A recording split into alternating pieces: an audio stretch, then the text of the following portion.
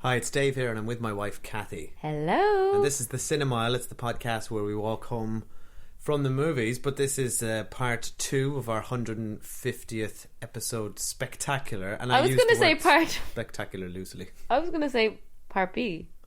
Well, fine. It's part B. Or part 2. Part 2. Yeah. So, for a recap, if anyone skipped the first half, which they might have, maybe if they really are offended by beaches. Or shame on you if you don't want to listen to our beaches review. And Dave's still crying. So Dave's been crying for days. Quick recap if you don't know what's going on.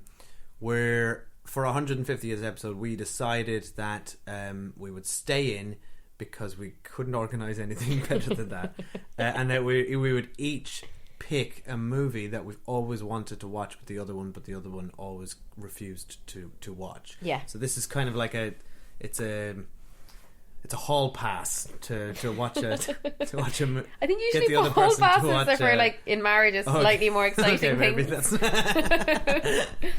Maybe that's the wrong phrase. I mean, sure, it's a hall pass. So Kathy chose Beaches, which we watched a few days ago, and today is my choice, but Kathy doesn't know what I've chosen. You all know, all the listeners, because you've read the title of this episode. All I'm seeing is paused black screen that says Title 1, Chapter 1. Yeah. So that's not a hint. Everything would say that. To me, that it's on a DVD that we own. And it's not something that you've got on the TV or Netflix. I mean, yeah, correct. Sherlock Holmes.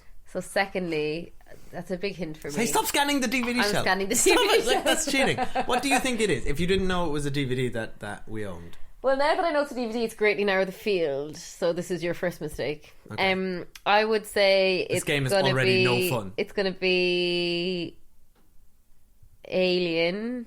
Okay. Or stop looking. Or Once Upon a Time in the West. Okay. Because I'm looking at the Once Upon a Time in the West DVD. Too. Yeah, or Alien, because you do always try and make me watch it, and I always say no. All right, here's what we're going to do. It's pause. I've got it at the beginning. I'm going to start the movie, and I mean, it's not that big a reveal. Like, I don't know how you need to do that. Like, I'm just curious as to how quickly you can guess what it is. So I'm going to start the... You're slightly changing the premise of this 150th Bonanza, though. Yeah, and also this probably isn't very interesting because nobody can actually see this. But the movie started... Paramount Picture. Yeah. A Gulf and Western Company. Yeah. Right. This is like an audio commentary. commentary. Intro we've ever done. Indiana Jones. Correct. Oh yes, that was fast. Oh, no, sorry, you did that pretty well. We've watched this before. You got that just from a logo. We've watched this together before. No, we haven't. Okay, here's the thing, right? So this is Indiana Jones and the Last Crusade. Which one is that? The first one? The third one. Oh, we've watched the first one together. We tried to watch the first one together when we lived in Scotland about 15 years ago. And so that's Raiders of the Lost Ark, classic movie, and you basically said, this is so boring, I'm not watching any more of this. Really? And turned I don't remember that. Yeah, well, it was 15 years ago, to your credit. And you refused to watch any other Indiana Jones movies. So why did you pick the third one? I picked the third one because the third one is my favourite. And I could choose any movie I wanted, so I wanted to watch this one. And I'm just glad you didn't make me watch Ghostbusters 2 again, obviously. Oh my god, Ghostbusters 2 was in the mix. But we've watched that together a lot. I think you have seen that before. But also, you definitely haven't seen this, despite the fact that you probably think... No, I don't think I've seen this one. Yeah. I think I've seen the first one. What do you know about this one? Nothing. Okay, great. Oh, wait, actually, this might be the one that has River Phoenix in it, is it? Mm-hmm. Okay, I do know that, but I haven't seen it. All right. I love River Phoenix. Okay, well, we're going to watch this now. Kathy's going to watch it for the first time, and then we'll talk soon. Indiana Jones is on the quest of a lifetime. But for some adventures, one Jones is not enough. Dad? Junior? Don't call me that, please. Follow me! I know the way! A race across 3 continents. And in this sort of race, there's no silver medal for finishing second. Hang on, Dad, we're going in! Into the homeland of the enemy. Nazis. I hate these guys.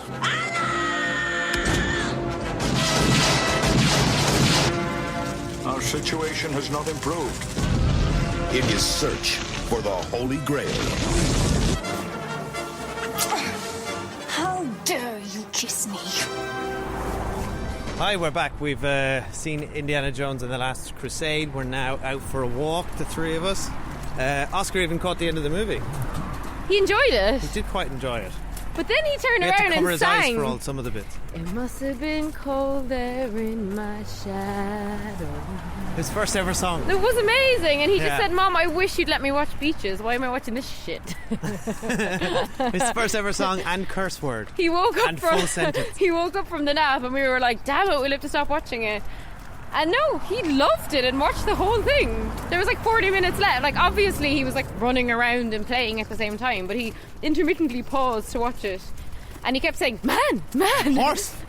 man."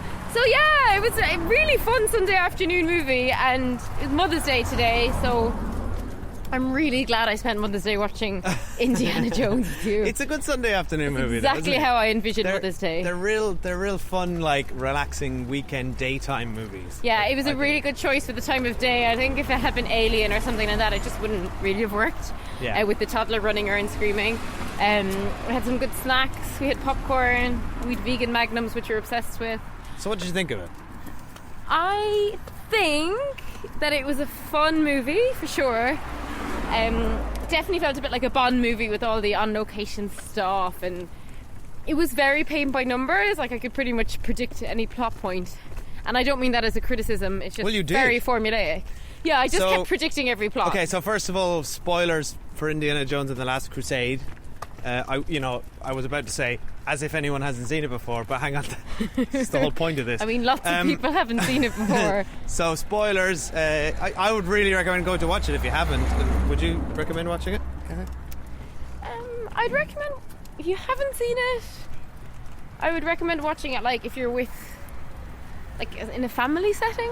It's a good family I don't movie, think, isn't it? yeah, It's a like good one if for, you're like an adult on their own. slightly older kids and Yeah. parents. Like, I mean, it's fun, and like the things I really enjoyed about it were River Phoenix at the start. I love River Phoenix. It made me sad about him, but he's such a star, and I wish he had been in it more. And then I think it's always very good to, like, for the third outing of a movie, which, you know, can be a bit dreary often, it's very clever to inject that family history into it.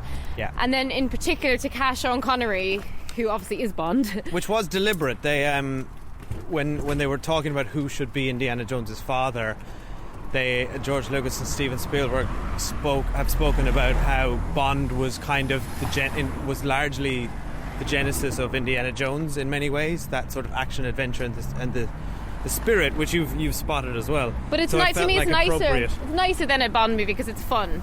It's more fun than a Bond movie to me. I would take these movies over Bond any day. Yeah, and I actually had forgotten when he came on screen. The second I saw Sean Connery, I then remembered I had heard he'd played his dad before.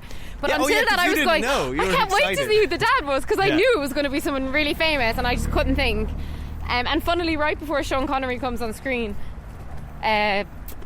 what's this? Harrison Ford does like a really bad Scottish accent, and it's like, if your dad was Scottish, surely you could do a better Scottish accent than that. Yeah. Like, I would hope when Oscar's older, he can at least attempt an Irish accent. I'm here to see the tapestries. So yeah, honestly, there's all that stuff I liked about it, but it was way too long, and there was whole scenes where I could not pay attention to because I found them very or dreary. would not. Well, Little both. Miss Instagram stories.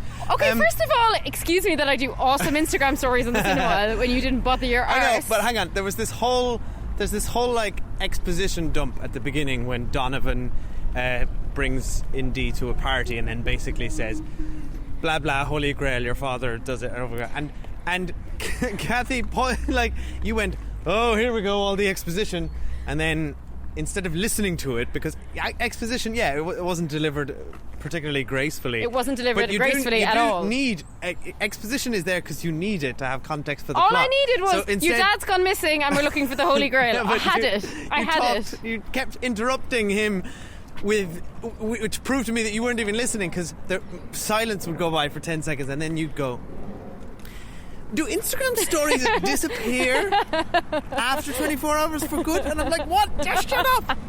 You weren't paying any attention to it. And I just knew that then later in the movie you'd be going, "Why are they here? What's the night about?" Okay, thanks Dave for being so dismissive. You know you would have done that. I wouldn't have, because it didn't matter, because it was a Basil exposition dump. So some of those scenes I thought were dreary. In particular, there was a really long scene involving tanks. That's one of the greatest action scenes in the movie. Well, yeah, it's beg to differ. It's a great example of an expertly storyboarded action scene. It's also it's a great example of Spielberg. It's a great example of something that I would go, okay, well, obviously Indiana Jones is going to be fined at the end of this, okay. and I don't need to watch it because I can go on Instagram stories about my Magnum. This is what I could find so frustrating watching action movies with you sometimes. Is exactly that. You seem to switch off if there are no stakes, and obviously the hero isn't going to die, then you can't like watch an action scene and enjoy the sort of minutiae of it. No, I can really enjoy an action scene when it's done really well. Like, I would class a Mission Impossible action scene, for example. I would be on the edge of my seat watching them. But this has Tom Cruise isn't going to die. Well, no, actually, Tom Cruise could die because he continually injures himself when he films might die in movies. real life, the way he's gone. No, but I'm saying I don't need to think he's going to die because the scenes are so interesting, what they're doing is so tense. But like loads and loads of tanks and big explosions, just to me, I want to see just kind of one person in peril as opposed to like a massive fight scene. And that's just a difference in taste, but that's how I feel about those. You can never argue me into enjoying those. But that you can't argue me into enjoying those scenes. No, I can't argue you. I'm not. But I can be frustrated by it, and I can find it difficult to see your point of view when literally that tank scene has some of the greatest little moments. Like there's things happening inside the tank that are influencing what's happening outside the tank, and it's so well like constructed from how Indy ends up on top of the tank. He speaks to the father, gets a gun. It's all so beautifully constructed. It's like, I love that. It's great. I'm glad you enjoyed it. But I'm glad I ignored it. Oh, okay, anyway. We both got very different things out of it. I gotta say though, this movie is so much fun. I think it really kind of kicks into gear when Sean Connery shows up. Yeah, up until that point I was like, it's a little bit lackluster. The love interest is a little bit lackluster. I wasn't feeling any of that. I wasn't feeling any of the stuff like with him and his sidekick. I didn't find that interesting. And as soon as Sean Connery arrived, their chemistry is amazing. Exactly, they're so good on heart screen of this movie. They're so funny together. They're brilliant. They're having so much fun as well. You just know the two actors are just having a blast working together and having like having all these. And I mean, it's like it's funny because the movie is kind of. It's quite cheesy. I think you spotted. You said really that cheesy, as well. yeah. It's cheesy, and a lot of the humour is quite slapstick. But it that's works. why it's so broad and family friendly, I think. And hi, Oscar. Oscar, do you want to come? You want to hold my hand? Okay. Oh, we're letting Oscar out for a walk. Come on. We can't just podcast and push him in the buggy anymore because sadly he wants to walk and be active. Yeah. Okay. What did you think of the movie, Oscar? Yeah. You want to hold this? Okay. Dada. That's right. Okay, come on. He did certainly point like the horses. He and did the cars. point at Indiana Jones and said "Dada," and I was like, I wish. So I think it's pretty clear that I'm pretty cool. Before we get to Sean Connery and God, I keep forgetting. They're playing football. Harrison here, Ford. Before I get to Sean Connery and Harrison Ford's chemistry, what about him in the lead? And you kind of briefly said, "Oh, she's Irish." The romantic lead. Yes, I didn't recognise her. Oh my her. God, her name is something Dooley. She's. Have you ever seen that movie Taffin with Pierce Brosnan? I've seen the YouTube clips of it. And maybe you shouldn't be living here. If anyone doesn't know what that is, go on YouTube Taffin. Shouldn't be living here. And you're the one that must enjoy. It's possibly Pierce Brosnan's most enjoyable 10 seconds of film ever committed, next to maybe him singing in Mamma Mia, which is also incredible. Yeah, she's Irish. Well, you can kind of tell from her. She slips into the Irish accent occasionally, and also has a dreadful cliched German accent. I mean, I was like, she shagged the dad and she's a Nazi. You called it straight away. But it's all so obvious. She's a bad guy and she's had sex with both of them, which I thought was particularly interesting that you called that she'd had sex with both the father and son. But of course she did, because they're positioning him as a massive Lothario, and that's also what Sean Connery's known to be. So, of course they were going to do that. Yeah, come on. So yeah, but what? So is that all she's in then? Taffin and Indiana Jones? I mean, I don't have IMDb to hand, nor do I know her career off the top of my head, so I don't know. Anyway, she was good, the actress. It's just her character was just like, ooh, I'm a temptress. Ooh, I'm a baddie. Ooh, I've double-crossed you. Ooh, I'm going to die trying to get the Holy Grail. I was like, right, it's a weak love story for sure. Yeah. And I think he doesn't really have great chemistry with her. No. They don't get a lot of screen time together, and their sort of flirtatious banter is really cringy. The sort of iconic Indiana Jones relationship is him and Marion from Raiders of the Lost Ark, who also shows up in Kingdom of the Crystal Skull. Does this make you want to go back and watch Raiders of the Lost Ark or Temple of the Doom? Or no, you're done. Not bothered. One and done. I don't mind. Like, honestly, will you stop trying to take photos and do the podcast? You keep pushing He's away cute, from the microphone. No, I mean, I've seen the first one. You claim I didn't watch it all, but I did. I remember the end and stuff. I would definitely watch them with Oscar when he's older if he wants to watch them, for sure. But it was interesting because there were. I wouldn't I wouldn't sit down and watch the other one tomorrow. Like, there's stuff in this. There's stuff in this that really scared me as a child, and I was an older child watching this. Certainly the. Well, I mean, Oscar's too young to be scared by it. But when Harrison Ford fell off the horse, he went, "No!" When Donovan drinks from the wrong cup. Yeah, that was and then scary. Ages. That's a visual that really stuck with me. And even in Kathy's just gone off now. Where are you going? It's a disaster. Would you stay on the podcast? I mean, it would be easier if Oscar stayed in the buggy, but sadly he has a life now and wants to walk. He's got a life outside of us. And certainly in Raiders of the Lost Ark, there's a similar moment when the SS guy, his face melts. And both of those are superb gifts. But it's interesting, actually, the similarities between this and Raiders of the Lost Ark. So Raiders of the Lost Ark follows kind of a similar structure. Also Nazis as villains. Yeah, I was like, are Nazis in every movie? But you said no, not the second one. What happened was Temple of Doom, which is the second one, went in a very, very different direction to the first one. Like, it's set in an Asian jungle, Indian jungle. It's a lot more grim and kind of violent, and a lot scarier. Yeah, it got kind of a mixed reaction. I think it's really good in its own right, but it is quite different. So Spielberg sort of publicly said he wanted to return to the similar format of Raiders of the Lost Ark. So that's the reason that. So did Spielberg do the second one too? Yeah, he did them all. Well, I mean, obviously, it's such a huge passion project for him and George Lucas, right? This is them at the peak of their kind of powers, right? Oh, I mean, it's such a great. What year was it?